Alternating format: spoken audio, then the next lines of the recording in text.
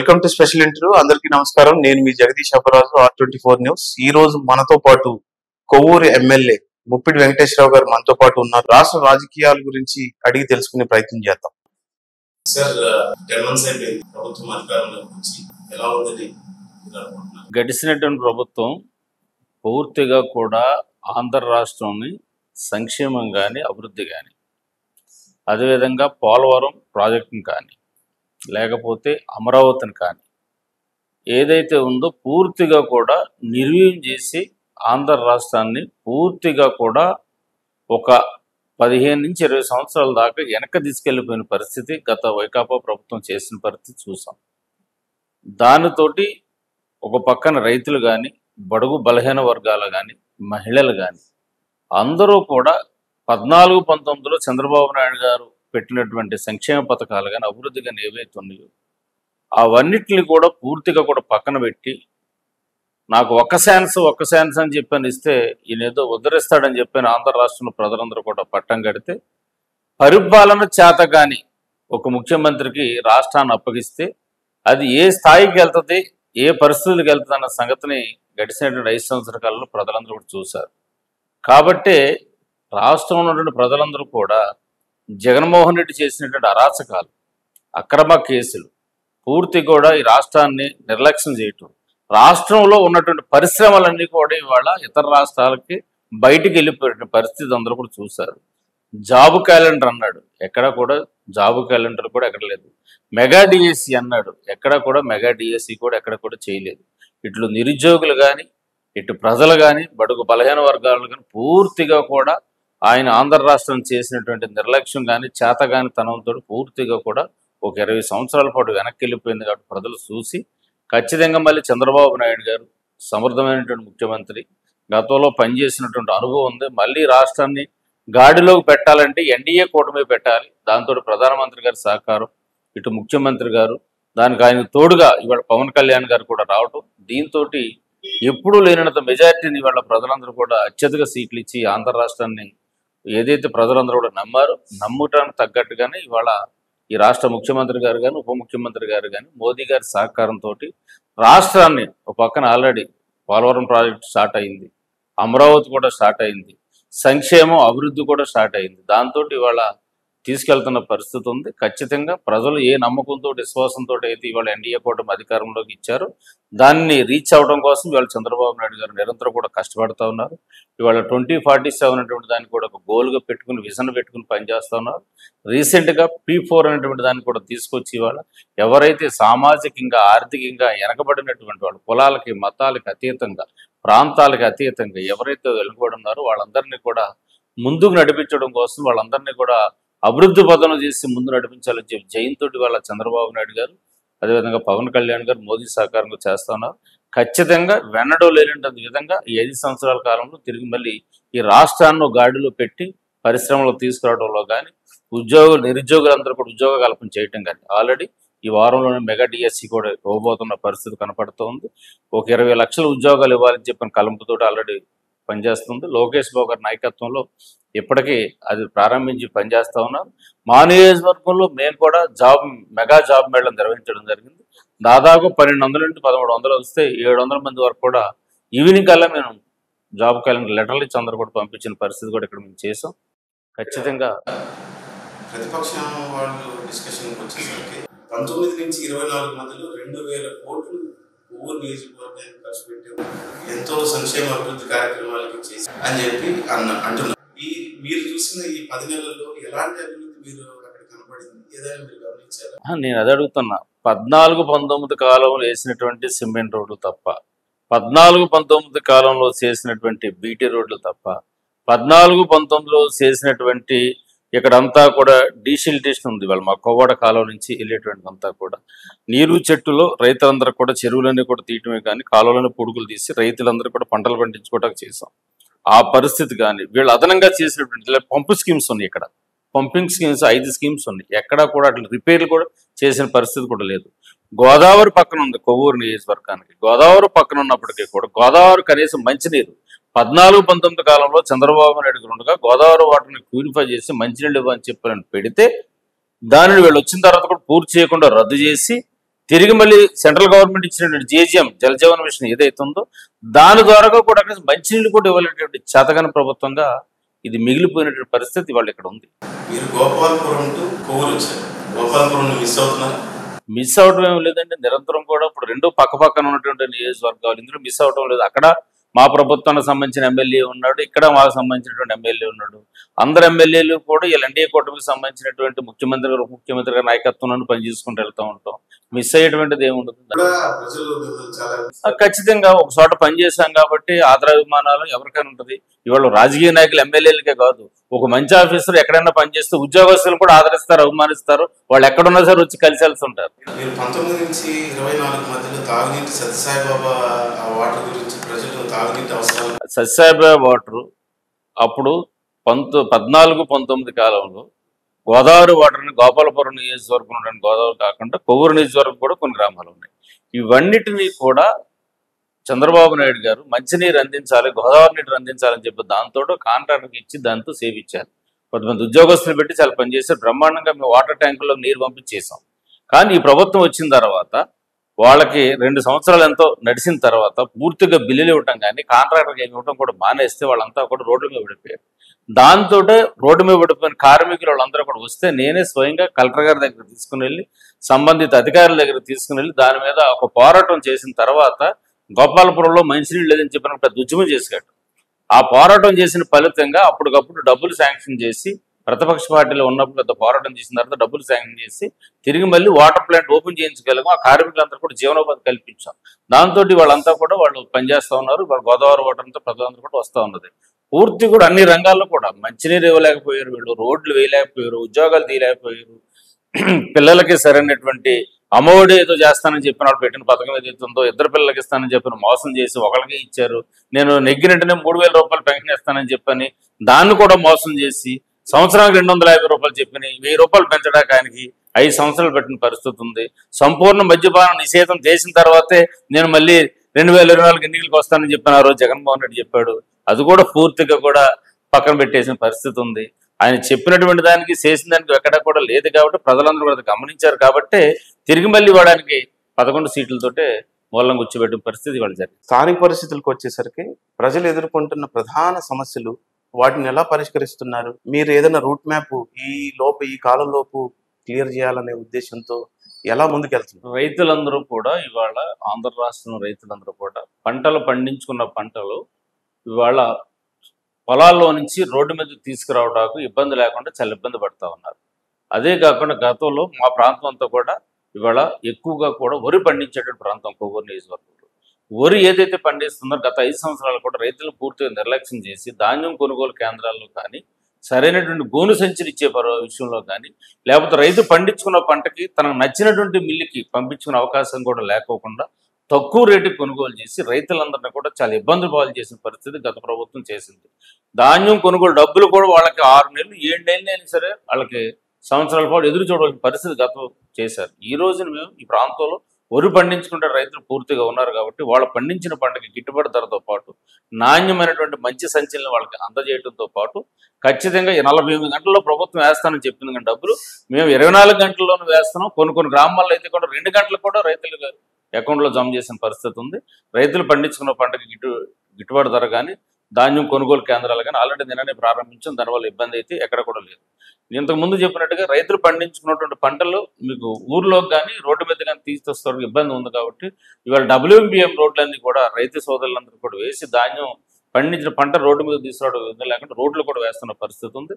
దాంతోపాటు రోడ్లు ఏవైతే ఇవాళ నియోజకవర్గంలో బీటీ రోడ్లు ఏవైతే కూడా గుంతలు పడిపోయి పాడైపోయిన రోడ్లు ఉన్నాయో ప్రస్తుతానికి తాత్కాలికంగా అన్నింటినీ కూడా మేము బ్రహ్మాండంగా గుంతలన్నీ కూడా పూర్తి చేసి రైతులకు ఇబ్బంది లేకుండా వాహనదారులకు ఇబ్బంది లేకుండా చేసిన పరిస్థితి కూడా చేసాం. రెండోది ఇవాళ ఇంతకుముందు నేను చెప్పినట్టుగా తాగునీరు ఏదైతే గోదావరి వాటర్ ఏదైతే ఉందో దాన్ని ప్యూరిఫై చేసి ఇవ్వడం కోసం ఇటు టౌన్లో కానీ రూరల్గా కానీ ఇప్పటికే దాదాపుగా రూరల్కి వచ్చేసరికి 110 కోట్ల రూపాయలు, టౌన్కి వచ్చేసరికి 60 కోట్ల రూపాయలు దాన్ని పెట్టి ప్లాన్ చేసి పెట్టాం.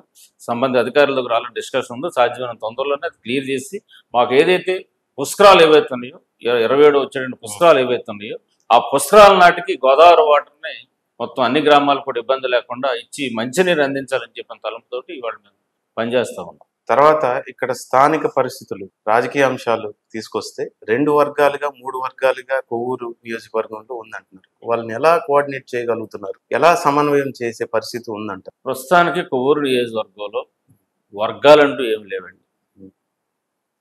ప్రస్తుతానికి వర్గాలంటూ ఏమి లేవు. కొవ్వూరు నియోజకవర్గం అంతా కూడా ఇక్కడ మా పెద్దలు గౌరవనీయులు అచ్చిబాబు గారు ఉన్నారు.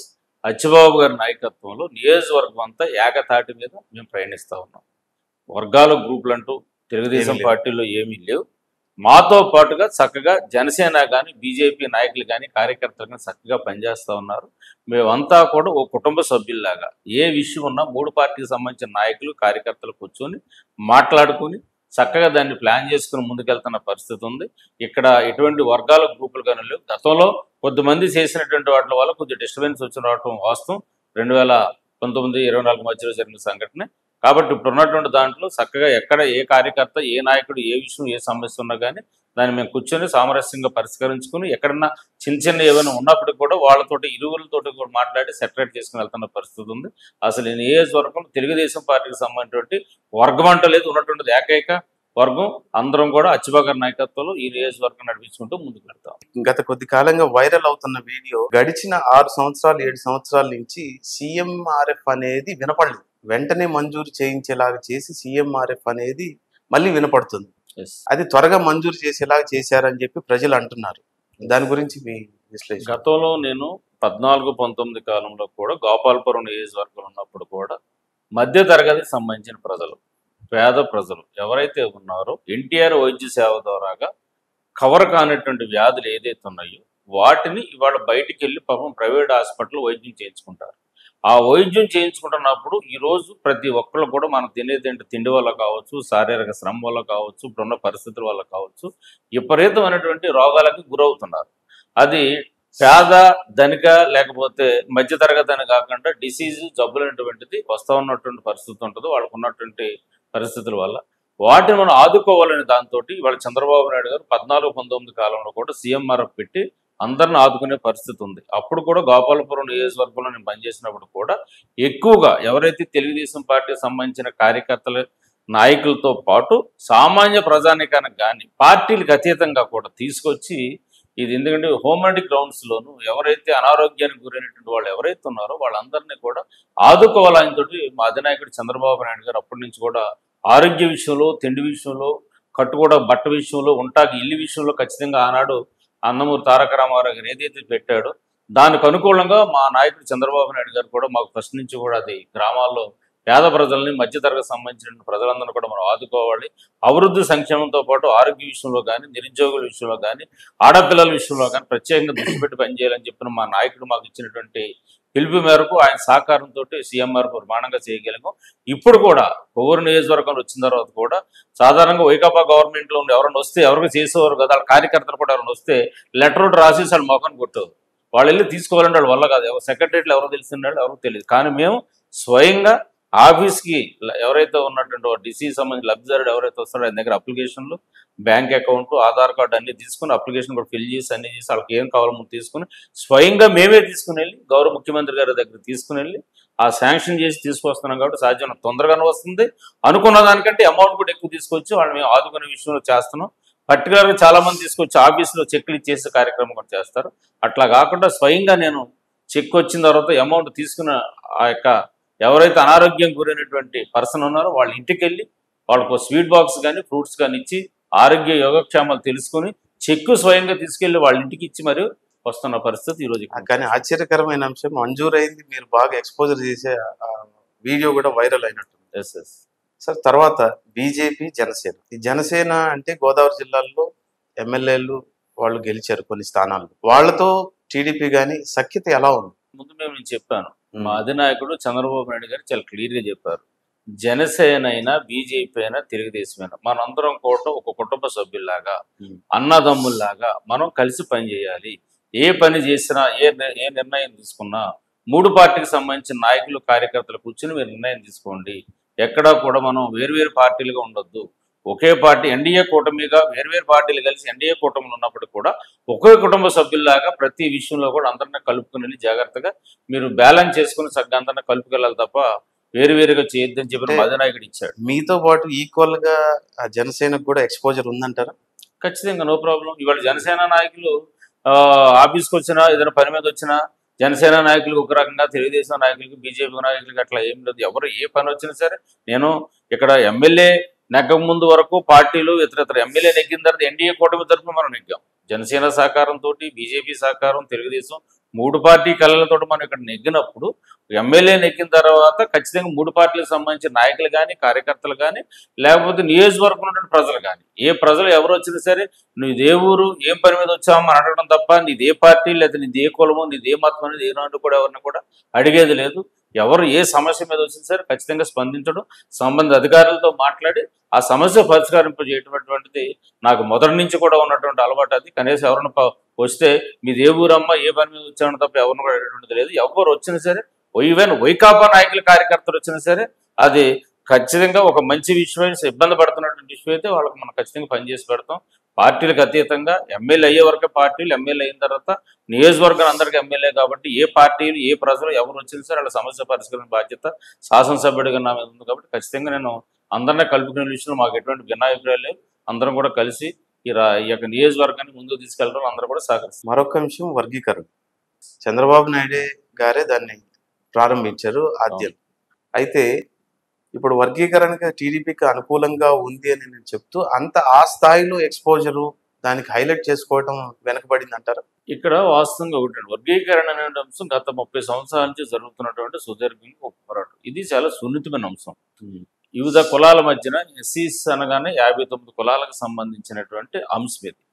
ఈ 59 కులాల్లో ఫస్ట్ నుంచి కూడా బీసీలో ఏ విధంగా అయితే ఏబిసిడి వర్గీకరణ ఉందో ఆ విధంగా మేము చేసుకున్నట్లయితే 59 కులాల్లో కొన్ని కులాల వాళ్ళు వెనకబడి ఉన్నామన్నటువంటి దాంతో ఆ ఒక ఇంట్లో ఉన్నటువంటి ఆస్తిని ఆ ఇంట్లో ఉన్నటువంటి అన్నదమ్ములు కానీ, అక్కజెళ్ళు కానీ ఏ విధంగా అయితే సమానంగా పంచుకున్నట్లయితే అందరికీ సమన్వయం జరుగుతుందని చెప్పని భావిస్తూ ఉన్నారు. అదేవిధంగా ఇట్లా జరగాలని చెప్పని గత 30 సంవత్సరాల నుంచి ఒక పోరాటం జరుగుతూ ఉన్నది.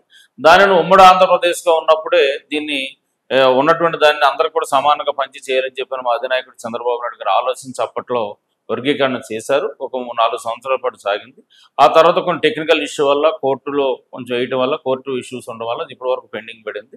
కేంద్ర ప్రభుత్వం కూడా, సుప్రీంకోర్టు కూడా రీసెంట్గా ఆయా వర్గీకరణకు సంబంధించినట్టు ఆయా రాష్ట్రాలు నిర్ణయం తీసుకుని చేసుకోవచ్చు అని చెప్పని సుప్రీంకోర్టు గైడ్లైన్స్, ప్రధానమంత్రి గారు కూడా గతంలో తెలంగాణ రాష్ట్రంలో మీటింగ్ పెట్టినప్పుడు కూడా దానికి మేము అనుకూలంగా ఉన్నాం కేంద్ర ప్రభుత్వం చెప్పిన ప్రకటించడం, అటు కోర్టు ఇటు కేంద్ర ప్రభుత్వం కూడా చెప్పడంతో ఇటు తెలంగాణలో కానీ లేకపోతే ఇక్కడ మన ఆంధ్రప్రదేశ్ ఇతర రాష్ట్రాల్లో కానీ ఆయా నియోజకవర్గాలు తగ్గట్టుగా, ఎందుకంటే నియోజకవర్గాలు ఆయా రాష్ట్రాలకు తగ్గట్టుగా ఏ కులాలు ఏది ఉందో 2011 జనాభా ప్రాతిపదిక మీద ఏ కులాలు ఎంతమంది ఉన్నారు ఏంటనేటువంటిది తమాషా ప్రకారంగా చేసి సమన్వయం చేయాలని చెప్పని, ఇందులో ఒకరికి ఎక్కువ ఒకరు తక్కువని కాకోకుండా చంద్రబాబు నాయుడు చాలా కరెక్ట్గా మమ్మల్ని ఎమ్మెల్యేలందరినీ కూడా కూర్చోబెట్టి మాట్లాడి చేసే విషయం నిర్ణయం తీసుకుని ఎవరికి ఇబ్బంది లేకోకుండా ఇరు కులాలకు కూడా సమన్వయం జరిగే విధంగా ఎమ్మెల్యేలందరినీ కూడా, ఎస్సీ ఎమ్మెల్యేలందరూ కూడా పిలిపించి మాట్లాడి చేసి అటు క్యాబినెట్లో పెట్టడం కానీ లేకపోతే అసెంబ్లీలో ప్రవేశపెట్టడం కానీ కూడా చేశారు.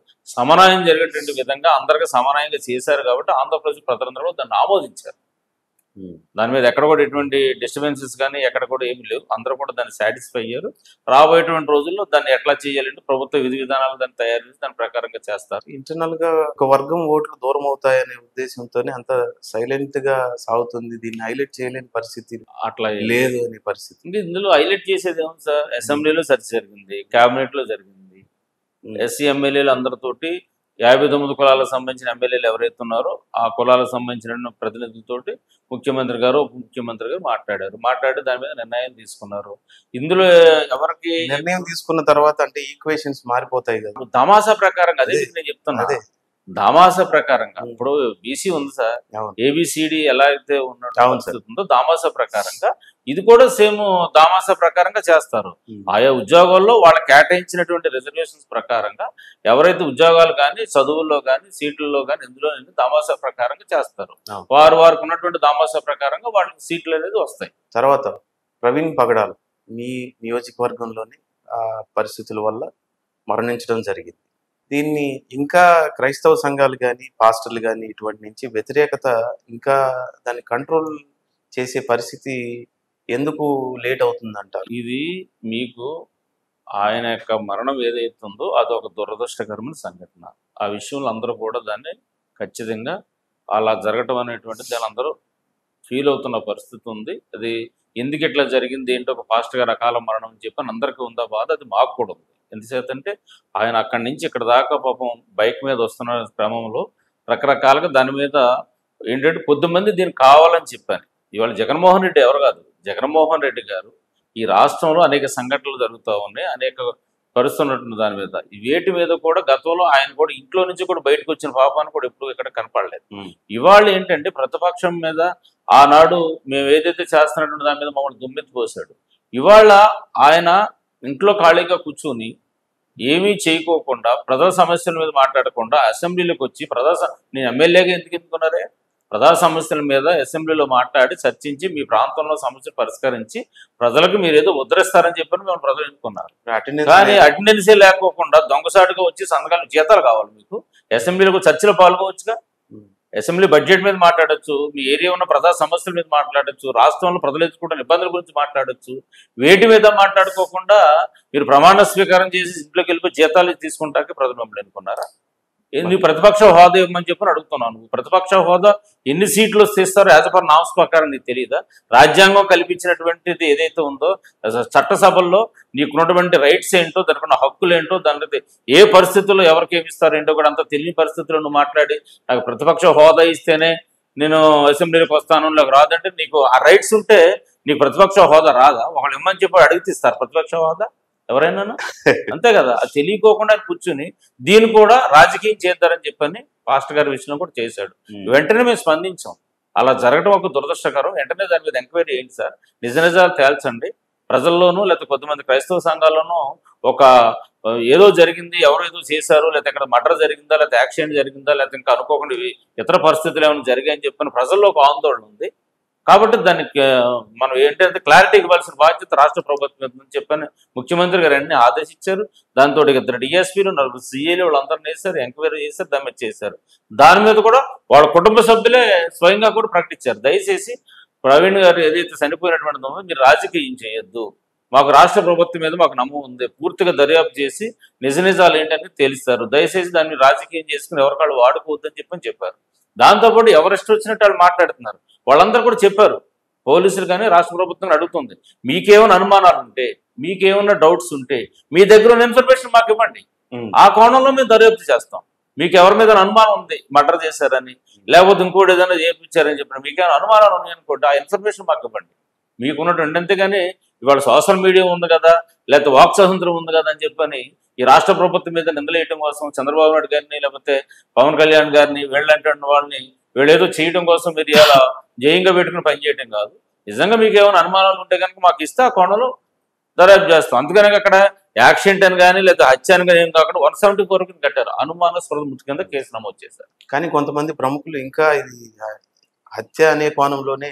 అదే సార్ నేను అదే చెప్తున్నా, మీకు ఏదైనా హత్య అని చెప్పని మీకు అనుమానం ఉంటే ఎవరి మీదన్నా వీళ్ళ గతంలో ఏమన్నా గొడవలు ఉన్నా కానీ, లేదా దీని మీద కోపతాపాలు ఉన్నా కానీ, లేదా దీని మీద ఎవరన్నా వేరే కక్ష బెదిరించేటువంటి కాల్స్ కానీ, గతంలో ఏమైనా సంఘటనలు జరుగుంటే విభేదాలు ఉంటే కనుక ఎవరితోటనను ఆ వివరాలంటే ఆ కోణంలో మేము దర్యాప్తు చేస్తామని చెప్పని పోలీసు వారు చెప్తున్నారు, ప్రభుత్వం కూడా చెప్తుంది. అంటే ఇంత కొంతమంది ఉద్దేశపూర్వకంగా అన్రెస్ట్ క్రియేట్ చేయడానికి ఖచ్చితంగా ఈ ప్రభుత్వం మీద, చంద్రబాబు నాయుడు గారి మీద, లేకపోతే పవన్ కళ్యాణ్ గారి మీద ఒక బురద జల్లేటువంటి కార్యక్రమం, దీని ద్వారా వాళ్ళు ఏదో లబ్ధి పొందాలని చెప్పిన ఆలోచనతోటి క్రైస్తవ సోదరులందరినీ కూడా వాళ్ళు ఒక రెచ్చగొట్టేటువంటి ధోరణులతో చేయడం కోసం చేస్తా ఉన్నారు. అది కరెక్ట్ కాదు. నిజంగా అది ఏది జరిగినప్పుడు కూడా ఇవాళ ఆయనేమీ మాకేమో పగ కాదు, లేకపోతే ఇంకొకళ్ళు మాకు చుట్టమైనటువంటిది కాదు. ఈ రాష్ట్రంలో ఖచ్చితంగా ఎక్కడే జరిగినా శాంతి భద్రతల విషయంలో కానీ ఎవరికైనా ఏ మతానికి, ఏ కులానికి, ఏ వర్గానికి ఎవరికి కూడా మేము అతీతంగా కాకుండా ఎవరికి అన్యాయం జరిగినా సరే ఖచ్చితంగా వాటి గురించి చట్టపరమైనటువంటి చర్యలు తీసుకోవడం కానీ, వాళ్ళ మీద ఎటువంటి చర్యలు తీసుకోవడం సిద్ధంగా ఇవాళ రాష్ట్ర ప్రభుత్వం పనిచేస్తూ ఉంది. దాని గురించి ఎవరో దయచేసి క్రైస్తవ సోదరులంతా కూడా నేను మీ ద్వారా కూడా విజ్ఞప్తి చేస్తాను, ఎవరు ఎటువంటి ఆందోళన కానీ ఇంకోటి కానీ చెందొద్దు. ఆ సంఘటన ఎటువంటిది ఒక దురదృష్టకరమైన సంఘటన, దానికి ఎవరు కాదనట్లేదు. మీ దగ్గర ఉన్నటువంటి ఏమైనా ఆధారాలు ఉంటే కనుక ఎంక్వైరీ ఆఫీసర్లకు ఇవ్వండి, ఖచ్చితంగా దాని మీద పూర్తి ఎంక్వైరీ చేసి దాని మీద ఏదైనా తేలితే కనుక ఖచ్చితంగా తదుపరి చర్యలు కూడా రాష్ట్ర ప్రభుత్వం కానీ పోలీసులు కానీ తీసుకుంటారని చెప్పని క్రైస్తవ సోదరులు కూడా ఈ సందర్భంగా విజ్ఞప్తి చేస్తాం. వైసీపీ వక్ఫ్ బిల్లు అంశంపై రాజ్యసభలో ఒకలాగా లోక్సభలో ఒకలాగా నిర్ణయం తీసుకొని దాని మీద మీ విశ్లేషణ ఏంటి? జగన్మోహన్ రెడ్డి గారిని అడగాలి మీరు ఆ ప్రశ్న. మీ ద్వంద్వ వైఖరి ఏంటి? ఎవరైనా ఒకే పాలసీ మీద వెళ్తారు. ఒక నిర్ణయం తీసుకుంటున్నప్పుడు రాజ్యసభలో ఉన్నటువంటి ఎంపీలేమో వైకాపా ఎంపీలు కాదా, లేకపోతే లోక్సభలో ఉన్నటువంటి ఎంపీలు వైకాపా ఎంపీలా ఏంటి అనేటువంటిది ఆ ప్రశ్న మీరు జగన్మోహన్ రెడ్డి గారిని మాట్లాడాలి. ఆ ద్వంద్వ వైఖరి ఏముంది? నీకు ఉన్న విషయాన్ని నువ్వు మాట్లాడటానికి ఏముంది? ఇప్పుడు ఒక్కొక్క బిల్ మీద ఒక్కొక్కరికి స్టాండ్ ఉంటుందండి. ఆ స్టాండ్ చెప్పు ఓపెన్ గా, నువ్వు తప్పే ఉంది దానికి. నీ స్టాండ్ నువ్వు చెప్పుకో. ప్రజలు ఎవరేం చెప్తున్నారు ఏంటని గమనిస్తూ ఉన్నారు. రాష్ట్రంలో కానీ దేశంలో కానీ ఏ ఏ ఏ ప్రభుత్వం ఏ బిల్లు పెడుతుంది, ఏ బిల్లు పెట్టినప్పుడు దానికి ఎందుకు మద్దతు ఇస్తా ఉన్నారు, ఎందుచేత వ్యతిరేకిస్తా ఉన్నారు, ఏంటి ఏ విషయంలో ఎట్లా ఉంటుందని చెప్పి ఆల్రెడీ ఆలోచిస్తూ ఉన్నారు. ఈ ప్రజలందరూ కూడా ఎవరు కూడా అంత తెలియనటువంటి వాళ్ళు ఎవరు లేరు. ప్రతి మనకంటే ముందు సోషల్ మీడియా వచ్చిన తర్వాత ప్రజలు చాలా అడ్వాన్స్ గా ఉన్నారు. ఇవాళ అడ్వాన్స్ గా ఉంటే దాని గురించి ఏం చేయాలి, ఏంటి, ఎవరో చేస్తున్నది ఏంటని చెప్పి ప్రజలకు తెలుస్తూ ఉంది. అటువంటి దాన్ని నువ్వు ఇడిచిపెట్టి ద్వంద్వ వైఖరి పెట్టా ఎందుకు పెట్టాడంటే ఆయన అడగాలి మీరు కరెక్ట్ గా. నాకంటే ఆయనే చెప్పాలి దానికి సమాధానం. మనం ఏదైనా చెప్పామనుకోండి దాని మీద మేము అది కాదు ఇదని చెప్పని ఏదో తప్పించుకుంటా చెప్తారు. అసలు తీసుకున్నారు చెప్పేది నువ్వు తప్పే ఉంది. ఒకే స్టాండ్ తీసుకో. నువ్వు సపోర్ట్ చేస్తున్నావా వ్యతిరేకిస్తున్నావా అంతే కదా. సపోర్ట్ చేస్తే ఎందుకు సపోర్ట్ చేస్తున్నాం అనేది క్లారిటీగా ఉంటుంది. వ్యతిరేకిస్తే నేను ఎందుకు వ్యతిరేకిస్తానని చెప్పుకో ప్రజలు. తప్పే ఉంది. మరొక అంశం, కొవ్వూరు అనేసరికి పక్కాగా మినిస్ట్రీ అనేది వస్తుంది. ఈ టర్మ్ లో మళ్ళీ నెక్స్ట్ వచ్చే ఇదిలో మీకు ఏమన్నా మినిస్టర్ వచ్చే అవకాశం ఉందా? సెంటిమెంట్ గా సెంటిమెంట్ కంటే కూడా ఇవాళ 3 పార్టీలు కలయిక. జనసేన, బీజేపీ, తెలుగుదేశం 3 పార్టీలు ఉంటాయి.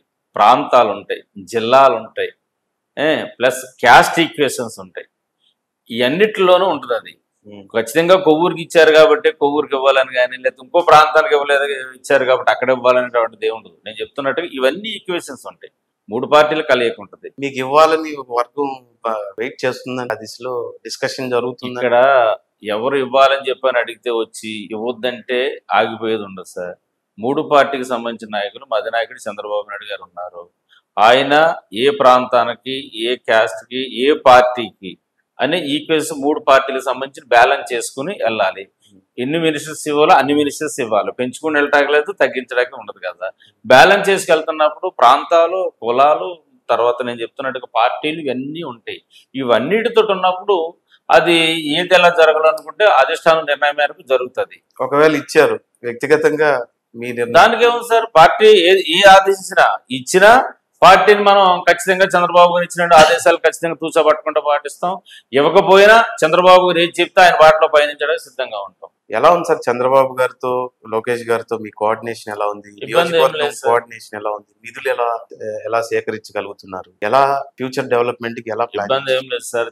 నేను తెలుగుదేశం పార్టీకి చంద్రబాబు గారి నాయకత్వం చూసి నేను చదువుకుంటున్న రోజుల్లో కూడా ఎన్టీ రామారావు గారి అభిమానంగా, ఆ తర్వాత చంద్రబాబు నాయుడు గారు వచ్చిన తర్వాత ఆయన రాజ్యంలో నేను కూడా ఒక సైనికుడిలా పనిచేయాలి. ఆయన ఒక విజన్ ఉన్నటువంటి వ్యక్తి, నిరంతరం ప్రజల కోసం ఇవాళ 24 గంటల్లో 18 గంటలు పైగానే కష్టపడుతున్న వ్యక్తి. ఆ వయసులో కూడా ఆయన ఆ విధంగా కష్టపడుతున్న చూసి ఒక విజన్ ఉన్నటువంటి వ్యక్తి కాబట్టి, ఒక చదువుకున్న వాడుగా, నేను ఒక బిఎల్ చదువుకున్నటువంటి వాడుగా, ఒక అడ్వకేట్ చదువుకున్నటువంటి వాడుగా ఆయన విజన్ని చూసి రాజకీయాల్లోకి వచ్చి మనం కూడా ఆయనతో పాటు కలిసి పనిచేయాలని చెప్పిన తలంపుతోటి నేను పార్టీలో యాక్టివ్గా పనిచేసి చిన్నప్పటి నుంచి కూడా తెలుగుదేశం పార్టీ అభిమానంగా, ఎన్టీ రామారావు అభిమానంగా ఉంటూనే చంద్రబాబు నాయుడు గారి యొక్క విజన్ చూసి నేను టికెట్ ఆశించడం కోసం వచ్చాను. ఖచ్చితంగా ఒక చదువుకున్న వాళ్ళగా, ఒక దళితుడిగా చంద్రబాబు నాయుడు గారు చూసి నాకు అది ఇచ్చారు. దానికి తగ్గట్టుగానే 14-19 కాలంలో కూడా గోపాలపురం నియోజకవర్గాన్ని 1500 కోట్ల రూపాయలు చంద్రబాబు నాయుడు గారి సహకారంతో తీసుకొచ్చి ఆ నియోజకవర్గంలో డెవలప్ చేసాం. అదేవిధంగా 19లో మళ్ళీ రెండోసారి అవకాశం ఇచ్చారు. అందరూ కూడా ఈ ఒక్క ఛాన్స్ జగన్మోహన్ రెడ్డి అనేటువంటి కోణంలో 19లో అక్కడ మనం ఓడిపోవడం జరిగింది. ఓడిపోయినప్పుడు కూడా పార్టీ కోసం ప్రతిపక్షంలో ఉండి నిరంతరం ప్రజా సమస్యల మీద ప్రజల కోసం ఎప్పుడు నిరంతరం కూడా ప్రజల్లో ఉండి పనిచేసే వ్యక్తిని నేను. ఏదో పాలిటిక్స్లో ఏదో కొంతకాలం ఇలా వచ్చి అలా గెలిపి మన పనులు చూసుకోవడం కదా. నిరంతరం కూడా నాకు వ్యాపారం కానీ వ్యవసాయం కానీ ఏమి లేదు. నిరంతరం ప్రజల కోసం ప్రజా సమస్యల మీద నేను నిరంతరం పనిచేస్తున్న వ్యక్తిని. ఎప్పుడు కూడా వారానికి 1-2 సార్లు వెళ్ళటం, చంద్రబాబు గారిని, లోకేష్ బాబు గారిని కలవటం, నియోజకవర్గ విషయాలు, సమస్యలు చెప్పడం, ఏదైనా ఫండ్స్ ఉంటే కనుక తీసుకొచ్చి సంక్షేమ అభివృద్ధి విషయంలో ఖచ్చితంగా ముందుకెళ్తున్నది నా మొదటి నుంచి కూడా ఉంది. అందుకనే సెకండ్ టైం కూడా నాకు చంద్రబాబు నాయుడు గారు నాకు టికెట్ ఇవ్వడం జరిగింది. ఇవాళ మూడోసారి కూడా గోపాలపురంలో చిన్న డిస్టర్బెన్సెస్ దానికి ఉన్నటువంటి కారణంగా కూడా వెంకటేశ్వరరావు అనేటువంటి వ్యక్తి ఒక ఎస్సీస్లో దళితుల్లోనూ ఒక బాగా పనిచేస్తున్న వ్యక్తిని నమ్మకం విశ్వాసం నాకు చంద్రబాబు నాయుడు గారు కల్పించారు. ఆయన ఇచ్చినటువంటి అవకాశంతో మళ్ళీ మూడోసారి కూడా ఇక్కడ అచ్చిబాబు గారి సహకారంతో చంద్రబాబు గారి సహకారంతో కూడా మూడోసారి కూడా ఇక్కడ టికెట్ తెచ్చుకుని ఇక్కడ ఉన్నటువంటి 3 పార్టీ నాయకులందరి యొక్క సహకారంతో ఇవాళ బ్రహ్మాండమైన మెజార్టీతో ఇక్కడ మనం నెగ్గడం జరిగింది. మొదటిసారిగా కొవ్వూరు నియోజకవర్గానికి ఆనాడు కృష్ణబాబు గారికి వచ్చింది మెజార్టీ. ఆ తర్వాత తిరిగి మళ్ళీ ముప్పటి వెంకటేశ్వరరావు పోటీ చేసిన నాకు రెండోసారి అంత ఎక్కువ మెజార్టీ ఈ నియోజకవర్గ ప్రజలందరూ కూడా ఇచ్చారు.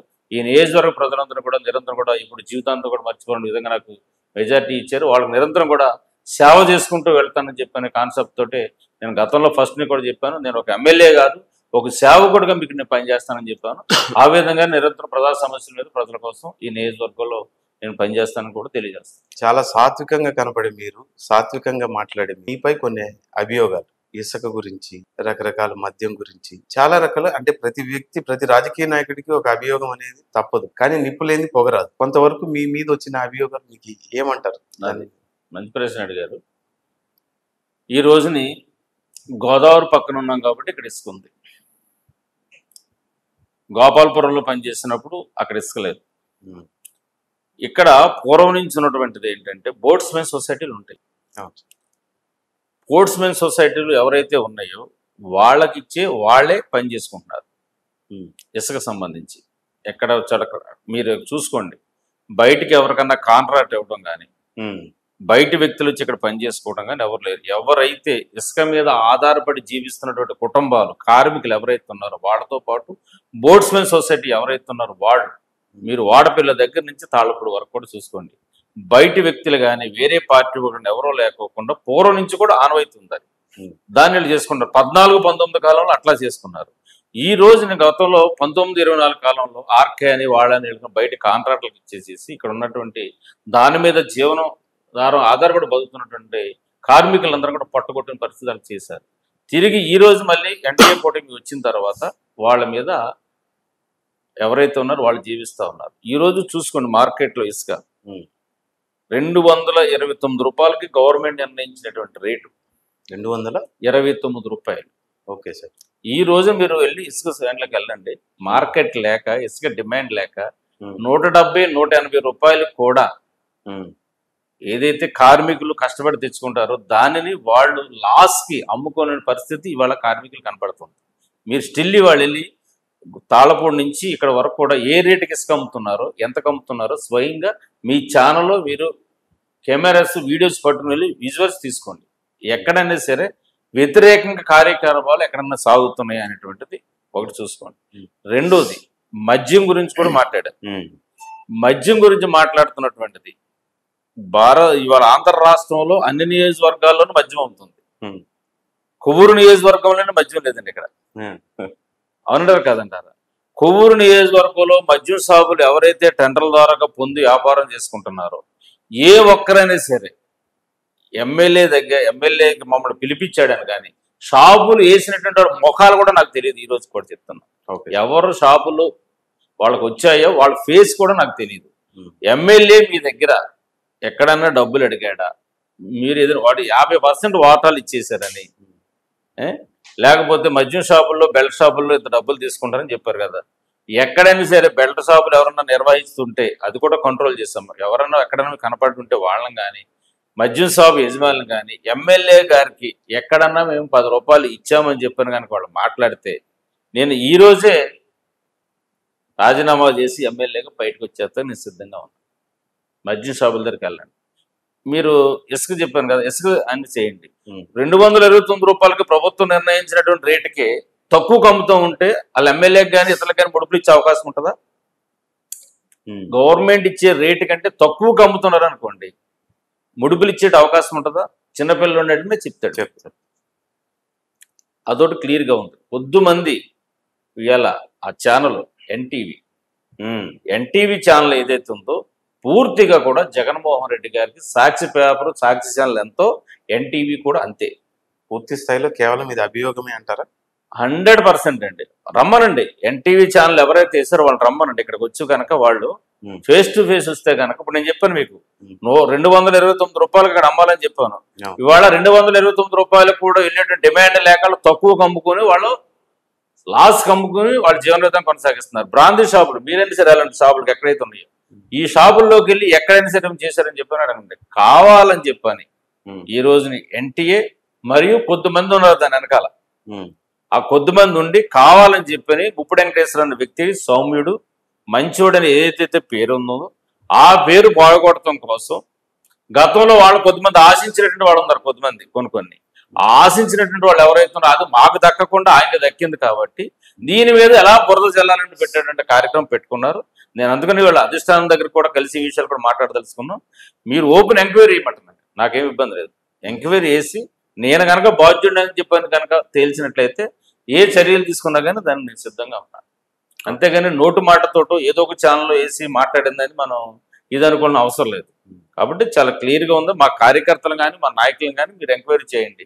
లేదా ఇసుక ఎవరైతే ఇవాళ నడిపించుకుంటున్న కార్మికులు ఎవరైతే ఉన్నారో వాళ్ళని కానీ ప్రజలను కానీ ఎక్కడైనా సరే ఏదైనా ఎంక్వైరీ చేసి మాట్లాడదు తప్ప ఒక మనిషి మీద నిందేయటం విజయ్ ఒక చెడ్డ పని చేయడం అనేది ఎవరికైనా సరే కష్టమైన కదా, ఒక మంచి పని చేయడం అంటే కష్టపడాలి ఎవరికైనా. కాబట్టి కొద్దిమంది కావాలని చెప్పని అడుగుతున్నాను. రాష్ట్రంలో ఇసుక కొవ్వూరులో ఒకటే ఉందండి, రాష్ట్రంలో మద్యం కొవ్వూరులోనే ఉందండి.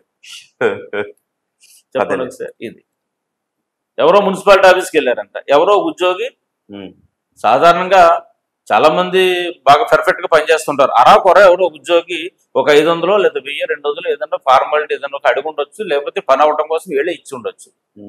అది నిజంగా జరిగిందో లేదో కూడా తెలియదు. ఎవరు మాకు కంప్లైంట్ కూడా పెట్టలేదు ఇంతవరకు, మాకు తెలియదు. ఏదో విషయాన్ని ఏదో ఎలాంటి మీద అభియోగం పెట్టాలనేది మాకు వచ్చి ఎవరు కంప్లైంట్ కూడా ఇవ్వలేదు ఎవరు కూడా.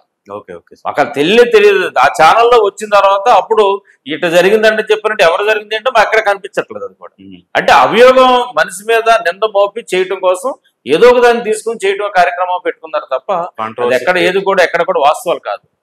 ఇవాళ ఈ జిల్లాలు ఇంకా ఇసుకలు ఉన్నాయి, అన్ని చోట్ల జరుగుతున్నాయి, ఇక్కడ జరుగుతుంది, రాష్ట్రంలో ఇంకా జరుగుతున్నాయి, మద్యం షాపులు అన్ని చోట్ల జరుగుతున్నాయి, వాళ్ళు చేసుకుంటున్నారు. వాళ్ళు ఇవాళ ఎవరి దగ్గర అసలు వాళ్ళు 20% అనుకుని మేము టెండర్లు వేసాము, మాకు 14% ఇస్తున్నారు, మాకు గిట్టుబాటు అవ్వట్లేదు అని చెప్పని వాళ్ళు అనుకుంటున్నాం.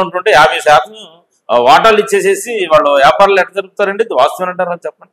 తర్వాత అసలు మీరు ఈ 5 years లో short term goal, long term goal అంటే షార్ట్ టర్మ్ లో ఇన్ని కంప్లీట్ చేయాలి, లాంగ్ టర్మ్ లో ఇవి కంప్లీట్ చేయాలి అని ఏదైనా ఒక దిశానిర్దేశం పెట్టుకొని ఏదైనా పనిచేసే కార్యక్రమం కోవూరు నియోజకవర్గంలో ఉంటే మీరు ఫస్ట్ ఆఫ్ ఆల్ ఈ టాస్క్ చాలా పెద్దది, దీన్ని నేను రిజాల్వ్ చేయాలి అనేది ఏదైనా ఉందా? ప్రస్తుతానికి మంచినీళ్ళ విషయంలో చాలా టార్గెట్ గా పెట్టుకుని గోదావరి మంచినీళ్ళు ప్రజలందరికీ ఇవ్వాలనుకుంటున్నాను సార్. అన్ని పుస్తకాలను అడిగి రోడ్లన్నీ కూడా కంప్లీట్ చేసి సిమెంట్ రోడ్లు కానీ బీటీ రోడ్లు కానీ కంప్లీట్ చేయాలనుకుంటున్నాను. రెండోది రెవెన్యూ డివిజన్ హెడ్ క్వార్టర్ కాబట్టి పోలవరం నియోజకవర్గం నుంచి కొవ్వూరు వరకు నేషనల్ హైవే అవుతుంది రోడ్డు. పోలవరం నుంచి ఎవరన్నా హాస్పిటల్కి వెళ్ళాలన్నా జిల్లా ఏలూరు అయినప్పుడు కూడా దగ్గర కొవ్వూరు. అక్కడ పోలవరం నియోజకవర్గంలో నుండి అందరూ కూడా ప్రజలందరూ ఇటు వస్తారు. ఇటు గోపాలపురం నియోజకవర్గం నుండి కొవ్వూరు కానీ ఇటు దేవరపల్లి మండలానికి సంబంధించిన ప్రజలందరూ కూడా తీసేస్తారు. నిడదవోలుకు సంబంధించినటువంటి ప్రజలందరూ కూడా హాస్పిటల్కి వెళ్ళాలంటే కొవ్వూరు నుంచి రాజమండ్రి వెళ్ళే పరిస్థితి ఉంది. కాబట్టి ఇక్కడ ఖచ్చితంగా ఏంటంటే 100 పడకల హాస్పిటల్ కావాలి అని చెప్పిన గతంలో ప్రపోజల్ పెట్టాం. ఇప్పుడైతే కనుక మాకు రాజమండ్రిలో ఉన్నటువంటి గవర్నమెంట్ హాస్పిటల్ మెడికల్ కాలేజ్ ఉన్నటువంటి పరిస్థితి ఉంది కాబట్టి జిల్లా ఆసుపత్రి చేయాలని చెప్పిన తలంపుతో కూడా ప్రభుత్వం ఆలోచిస్తుంది. ఈ మధ్యకాలంలో కలెక్టర్స్ పెట్టినటువంటి రివ్యూ దాంట్లో కూడా మన తూర్పుగోదావరి జిల్లా కలెక్టర్ గారు ప్రశాంత్ గారు కూడా ఇక్కడ జిల్లా హాస్పిటల్ పెట్టి 150 బెడ్స్ పెడితే బాగుంటుందని చెప్పిన ప్రతిపాదన కూడా పంపించారు. ఆల్రెడీ ఇంతకు ముందే నేను గౌరవ ముఖ్యమంత్రి గారికి అదేవిధంగా సంబంధిత ఆరోగ్య శాఖ మంత్రి గారికి ప్రిన్సిపల్ సెక్రటరీ గారికి కూడా దీని మీద ఒక ప్లాన్ ఆఫ్ యాక్షన్ తయారు చేసి తీసుకెళ్ళవడం జరిగింది. అదేవిధంగా కలెక్టర్ గారు కూడా చెప్పడం జరిగింది. చాలా అవసరం ఇక్కడ. ఎందుకంటే ఇవాళ ప్రైవేట్ హాస్పిటల్కి వెళ్ళాలంటే మధ్య తరగతికి ఉన్నటువంటి ప్రజలు కానీ పేద ప్రజలు కానీ ఎవరైతే ఉన్నారో ఇవాళ చాలా ఇబ్బంది పడిపోతూ ఉన్నటువంటి పరిస్థితి ఉంది. హాస్పిటల్లో పెట్టేటువంటి ఏదైతే బిల్స్ కానీ చూసి భయపడిపోతున్న పరిస్థితి ఉంది. ఇక్కడ గవర్నమెంట్ హాస్పిటల్ పెట్టినట్లయితే కనుక అందరు డాక్టర్లు కూడా తీసుకొచ్చి మేము కూడా చాలా మంది డోనర్స్ అడుగుతూ ఉన్నాం. హాస్పిటల్కి సంబంధించినటువంటి ఎక్విప్మెంట్ ఏదైతే ఉందో అంతా కూడా చాలా మంది ఇస్తాను పెడుతుంది. కాబట్టి ఇక్కడ మంచి హాస్పిటల్ సూపర్ స్పెషాలిటీ హాస్పిటల్ లాగా పెట్టినట్లయితే పేద ప్రజలందరికీ మధ్య తరగతి ప్రజలందరికీ కూడా మెడికల్ సదుపాయం కనుక మనం కల్పించినట్లయితే కనుక ప్రజలందరూ కూడా చాలా హ్యాపీగా ఫీల్ అవుతారన్న ఆలోచనతోటి నేను పూర్తిగా కూడా సహకరిస్తున్నాను. దాన్ని ఇక్కడ ఉన్నటువంటి లోకల్ మన ఎంపీ గారు కానీ అదేవిధంగా మా అచ్చిబాబు గారు కానీ పెద్దలందరూ కూడా 3 పార్టీకి సంబంధించిన లీడర్లందరూ కూడా దాన్ని సహకరిస్తూ ఉన్నారు. రాబోయేటువంటి రోజుల్లో అదొకటి, మంచినీరు ఒకటి, ప్లస్ హాస్పిటల్ ఒకటి, తర్వాత పంపింగ్ స్కీమ్ అండి. ఇవాళ గోదావరి వాటర్ ఏదైతే ఉందో దాని మీద డిపెండ్ అయ్యి మొత్తం ఈ ప్రాంతంలో ఉన్నటువంటి పంటలన్నీ కూడా ఊరంతా కూడా పండించుకుంటున్న పరిస్థితి ఉంది. ఆ పంపింగ్ స్కీమ్ గతంలో కృష్ణబాబు గారు ఉన్నప్పుడు, అదేవిధంగా ఆయనకంటే ముందు కూడా 1970 నుంచి కూడా వచ్చింది. ఎన్టీ రామారావు గారు ముఖ్యమంత్రి అయిన తర్వాత ఇక్కడ కృష్ణబాబు గారు ఎమ్మెల్యేగా ఉన్న పరిస్థితుల్లో రైతులందరూ కూడా పంపింగ్ స్కీమ్ ద్వారా మంచి నీరు అందించాలని తలముతోటి కష్టపడి పెట్టడం జరిగింది. అవన్నీ కూడా కొంచెం వాటర్స్ కానీ పంప్స్ కానీ అన్ని కూడా రిపేర్ వచ్చేసి కొంచెం పాడైపోయిన పరిస్థితి ఉంది. వాటి మీద ఎస్టిమేషన్ కూడా వేసి ఆల్రెడీ దాదాపుగా గౌరవ ముఖ్యమంత్రి గారికి, మంత్రి గారికి కూడా ఇవ్వడం జరిగింది.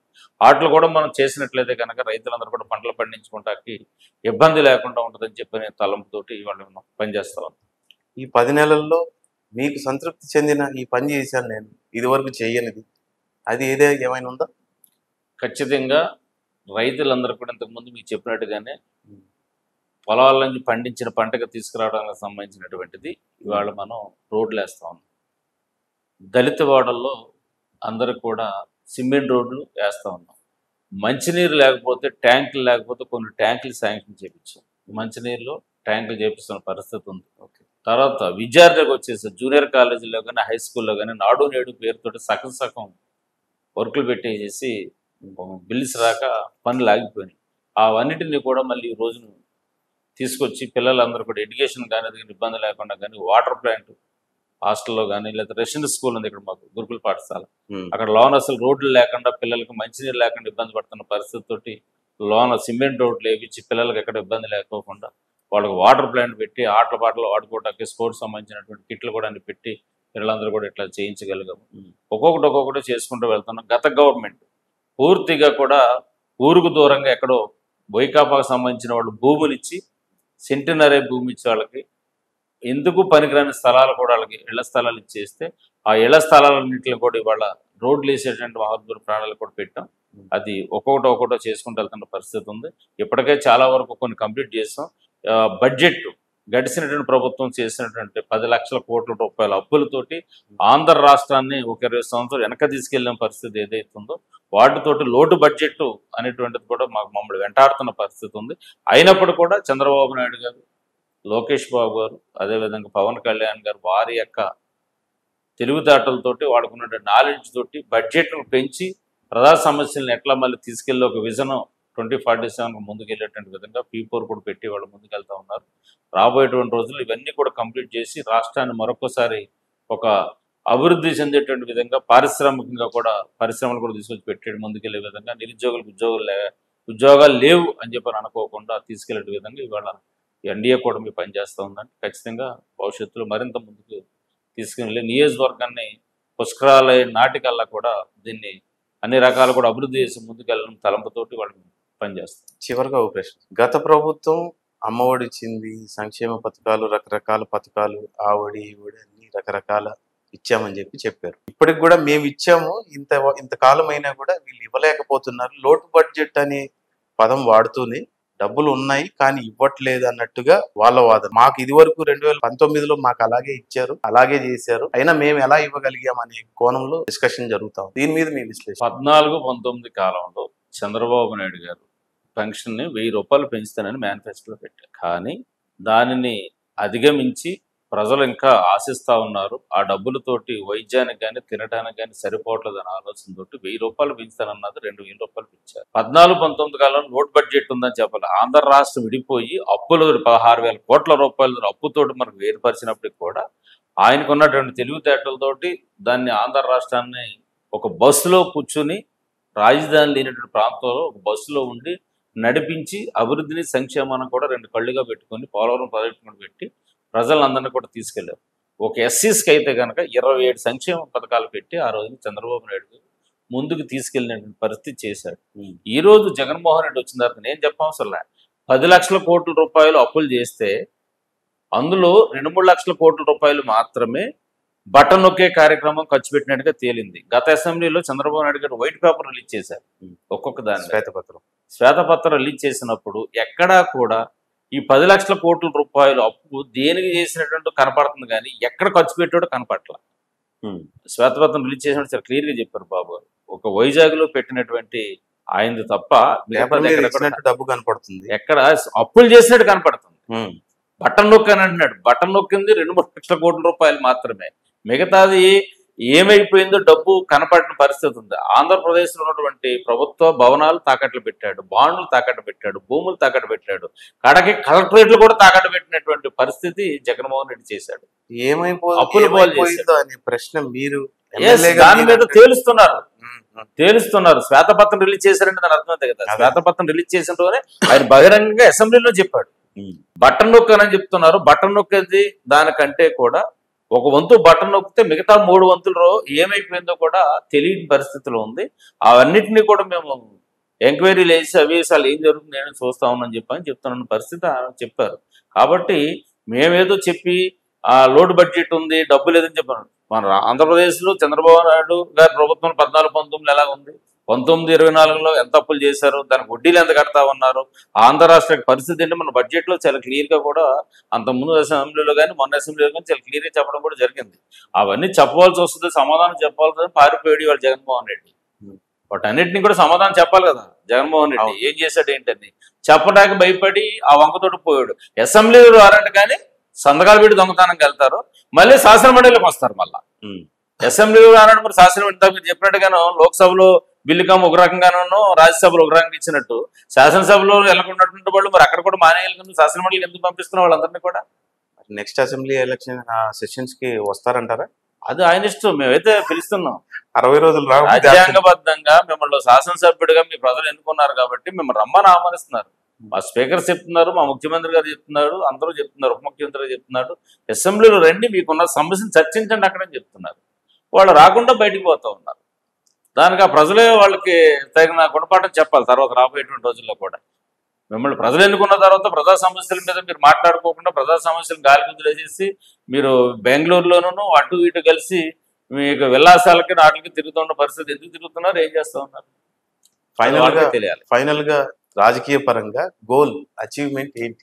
గోలు అచీవ్మెంట్ ఏమి లేదు. నన్ను ఎన్నుకున్నటువంటి ప్రజలు, నన్ను ఎన్నుకున్నటువంటి నియోజకవర్గంలో ఉన్నటువంటి నాయకులు కార్యకర్తలు ఎవరైతే ఉన్నారో వాళ్ళకి నిరంతరం కూడా నేను కష్టపడి పనిచేసి ఎవరికే కష్టం వచ్చినా ఎవరికే ఇబ్బంది వచ్చినా నా వంతు సహకారం వాళ్ళకి చేస్తూ రాష్ట్ర ప్రభుత్వం తరపుని ఈ రాష్ట్రాన్ని ఏ విధంగా అయితే చంద్రబాబు నాయుడు గారు గోలుగా పెట్టి ముందు నడిపించాలనుకుంటున్నారో ఆయన యొక్క శిష్యుడుగా ఆయన యొక్క అడుగుజాడల్లోనూ ఆయన్ని విజన్ అందిపుచ్చుకుని రాజకీయాల్లోకి వచ్చినట్టు నేను ఖచ్చితంగా ఆయన రాజ్యంలో నేను కూడా ఒక సైనికుడిలాగా ఈ నియోజకవర్గాన్ని అభివృద్ధిలో కానీ సంక్షేమంలో కానీ ముందుకు తీసుకుని నిరంతరం కూడా ప్రజలందరూ కూడా ఎమ్మెల్యే కాకుండా సేవకుడిగా పనిచేయాలని చెప్పని తలంపుతోటి నేను పనిచేస్తానని చెప్పని సందర్భంగా తెలియజేస్తాను. మీరు అనుకున్నవన్నీ జరగాలని కోరుకుంటూ థ్యాంక్ యూ సార్, మీ విలువైన సమయాన్ని మాకు కేటాయించిన ధన్యవాదాలు సార్.